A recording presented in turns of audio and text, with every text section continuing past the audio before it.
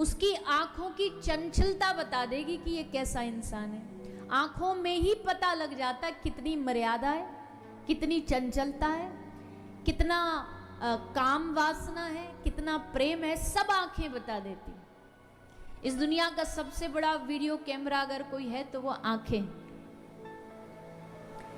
इसलिए सबसे पहले व्यक्ति की पहचान होती है नेत्रम, आंखों से होती है। फिर होती है वक्त्रम, और आंखों से अगर पहचानने में थोड़ा चूक भी गए तो दूसरी पहचान व्यक्ति की कैसे करोगे? उसकी भाषा से, उसकी वाणी से, उसके शब्दों से। उसकी वाणी में अगर कर्कशता होगी, उसकी वाणी में अगर अभद्रता होगी, उसकी वाणी में अगर किसी को दोष देना होगा, तो समझ लेना कि ये जो वाणी वाला व्यक्ति है ये शुद्ध आत्मा नहीं। इस आत्मा के भीतर बहुत गंदगी भरी हुई, बहुत मैल भरा हुआ।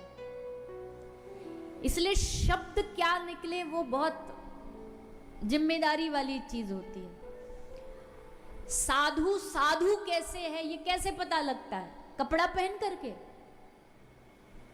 साधु के वस्त्र पहन के पता लगता है क्या ये साधु है? बोले वो तो बाहरी रूप है साधु का।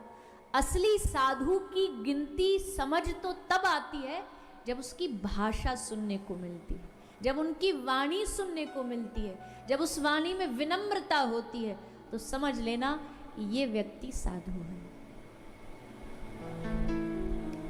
वक्त्रम। और तीसरी आदमी की पहचान क्या? विकारेन। व्यक्ति के हैबिट्स, व्यक्ति की आदतों में क्या क्या विकार हैं उससे पता लग जाता है। कई लोग नहीं होते, उनके सोफे पे बैठने से ही पता लग जाता है कि इनके जीवन में कोई गुण नहीं है। वो जब बैठेंगे भी ना तो ऐसे एकदम चित्त पड़ के बैठेंगे कि हाथ कहीं, पांव कहीं, और कोई मर्यादा नहीं। कई लोग के बिस्तर से पता चल जाता कि इनके जीवन में विकार है। काहे को? रात को सोएंगे कहीं, पाएंगे कहीं। अब ये बात तो बड़ी छोटी है, पर इन्हीं लक्षणों से पता लगता, भोजन से पता लग जाएगा। कोई भी व्यक्ति वैष्णव है या नहीं है, केवल उसको आप थाली भोजन पे खाने बिठा दो और देखो, 1 मिनट तक नोटिस करो, 1 मिनट में समझ जाओगे कि इस व्यक्ति के जीवन में आध्यात्मिकता है कि नहीं है। पहली बात तो आध्यात्मिकता अगर होगी तो सबसे पहले हाथ जोड़ करके भगवान को भोग लगाएगा। फिर वो पास हो करके जब भोजन की थाली आएगी, भोजन करेगा, तो कभी भी जो वैष्णवता वाला व्यक्ति होगा अपने बाएं हाथ को कभी भोजन से टच नहीं करेगा, स्पर्श नहीं करेगा। क्योंकि शास्त्रीय मर्यादा, जब भी आप भोजन खाते हो तो एक हाथ से ही आपको भोजन करना चाहिए, दूसरा उल्टा हाथ झूठा नहीं होना चाहिए।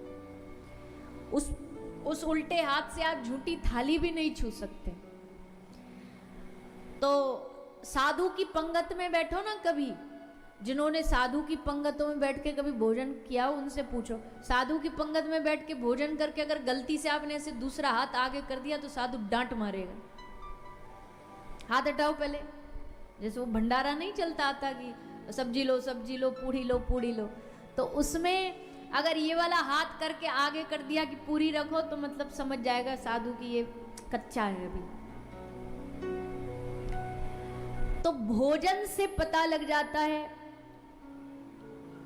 खाने के तौर तरीके से पता लग जाता है, सोने से पता, चलने से पता लग जाता है। वैष्णव की चाल भी अलग होती है, उसकी चाल में भी अलग ही भाव होता है, विनम्र भाव होता है। तो इन चीज़ों से व्यक्ति को पहचाना जाता है। जरूरी नहीं कि बहुत कोई अच्छे कपड़े पहने वाला हो, बहुत पैसा वाला हो तो बड़ा ये व्यवहार में भी अच्छा होगा ना। बड़े महंगे महंगे कपड़े पहने हुए भी लोगों को हमने बड़ा सस्ता होते देखा है।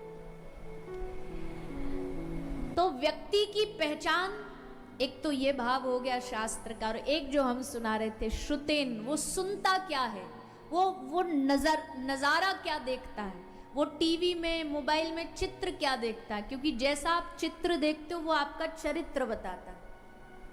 आप जैसा चित्र देखोगे वो आपके चरित्र को बता देगा।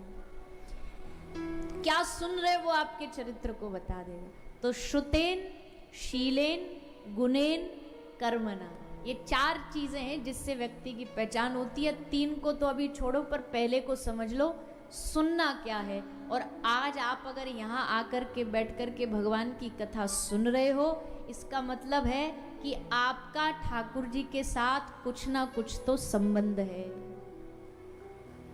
कुछ ना कुछ तो आपको प्रेम है। थोड़ा बहुत है, थोड़ा बहुत कथा करा देगी। इतना चल लिए और आगे चलाने की जिम्मेदारी भगवान की कथा की है। भगवान कहते ज्यादा तुझे मेहनत नहीं कराऊंगा मैं, तू तो बस इतनी सी मेहनत कर ले कि घर से निकल के मेरी कथा तक आ जा, बस इतनी मेहनत काफी है। उसके बाद यहाँ आके जब बैठेगा ना, तो ठाकुर जी कहते अब आगे की मेहनत हम करेंगे खुद। क्यों? हमारी लीला में इतना रस है, हमारी कथा में इतना रस है कि कथा तुझे धीरे धीरे करके हमारा प्रेम तेरे हृदय में प्रकट कर देगी।